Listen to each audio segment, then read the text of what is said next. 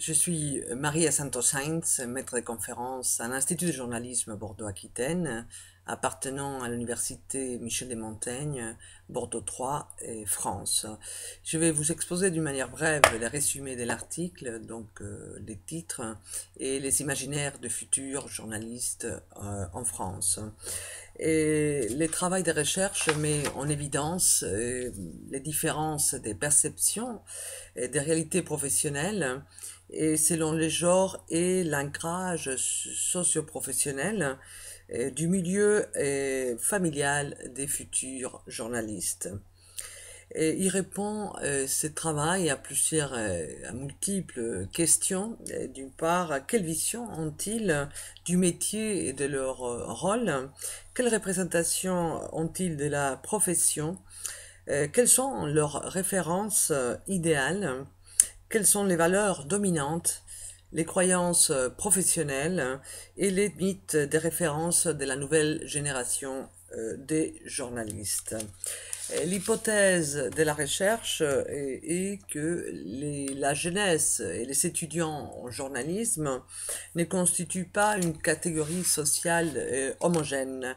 L'origine sociale, l'âge, la question du genre, la diversité aussi du parcours des formations antérieures à l'entrée dans des écoles de journalisme en font partie des facteurs des différenciations que nous voulons montrer à travers les discours des étudiants interviewés.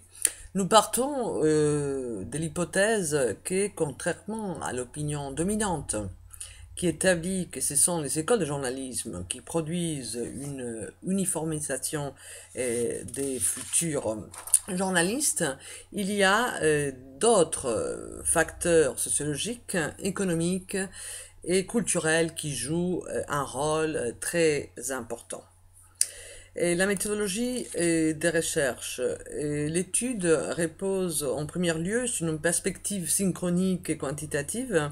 Elle s'appuie sur les questionnaires soumis en septembre 2011 aux 115 admis des 4 écoles publiques de journalisme reconnues de Strasbourg, Marseille, Tours et Bordeaux. Et ces premiers travaux, ces premières analyses a été effectuées par les chercheurs du CEGER et chercheurs en journalisme des écoles reconnues. Et les questionnaires a été distribués les premiers jours de la rentrée afin de respecter l'ancrage dans la dimension imaginaire. En deuxième lieu, nous nous positionnons dans une vision diachronique et qualitative. Nous avons construit notre analyse en complétant les résultats des données de ces questionnaires avec l'analyse des entretiens en profondeur d'une durée d'1 heure et avec une perspective ethnographique, avec des récits des vies, et effectué et réalisé sur un échantillon des étudiants du première année du master de l'Institut de journalisme Bordeaux-Aquitaine.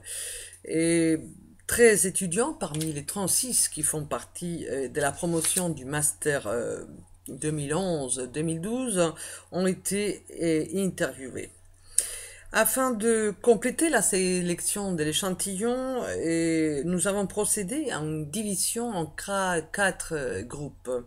Un premier groupe, c'est les étudiants dont leurs parents sont agriculteurs, ouvriers, employés des commerces et chômeurs. Groupe 2, artisans, petits commerçants, techniciens et employés de la fonction publique. Groupe 3, cadres de la fonction publique, professions intermédiaires, de l'enseignement, et de la santé et de la fonction publique.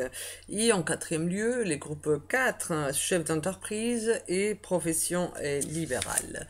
Si on doit partir des résultats, de la conclusion de ce travail, des recherches sur l'imaginaire des futurs journalistes en France, il faudra en premier lieu rajouter que par rapport à la question du genre, les distinctions sociales sont plus fortes que la distinction du genre. On y trouve plus d'ambition chez les hommes que chez les femmes interviewées. Pas des journalistes de référence, ni pour les hommes, ni autant pour les femmes, des journalistes non plus et qui représentent un parcours important dans leur imaginaire.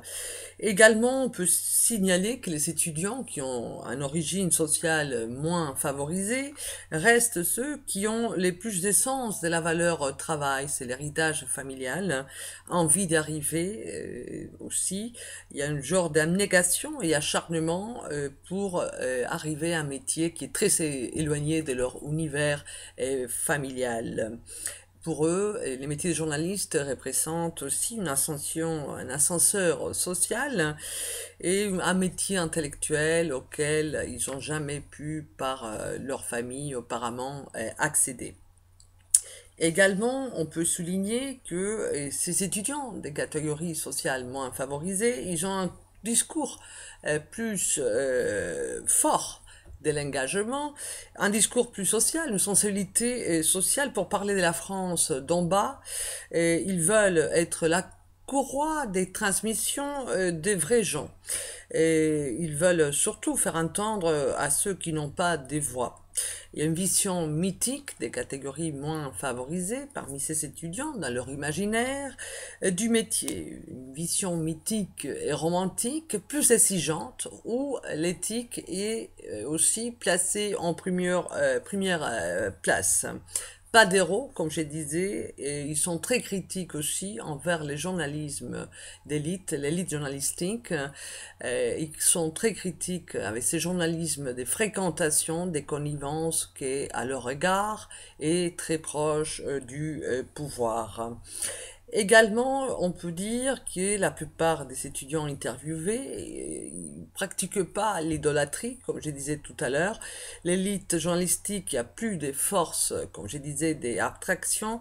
Et c'est vrai que dans leur imaginaire, une autre journalisme est possible.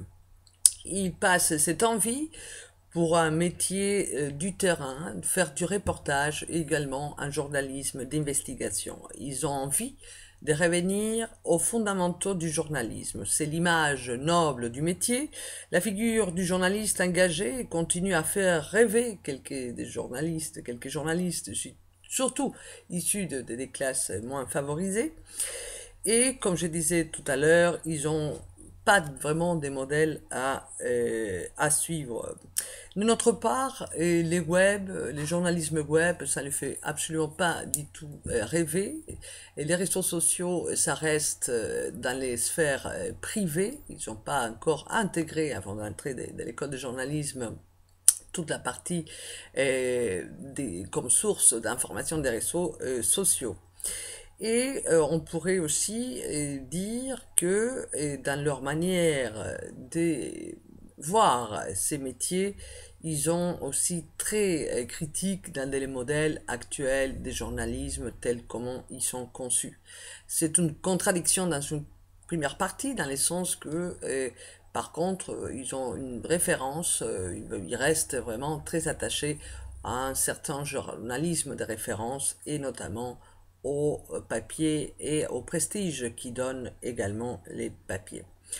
On voit donc que toutes ces différences, comme on disait, comme conclusion, et qui sont très marquées surtout par rapport à la propriété sociale de ces étudiants qui sont moins favorisés.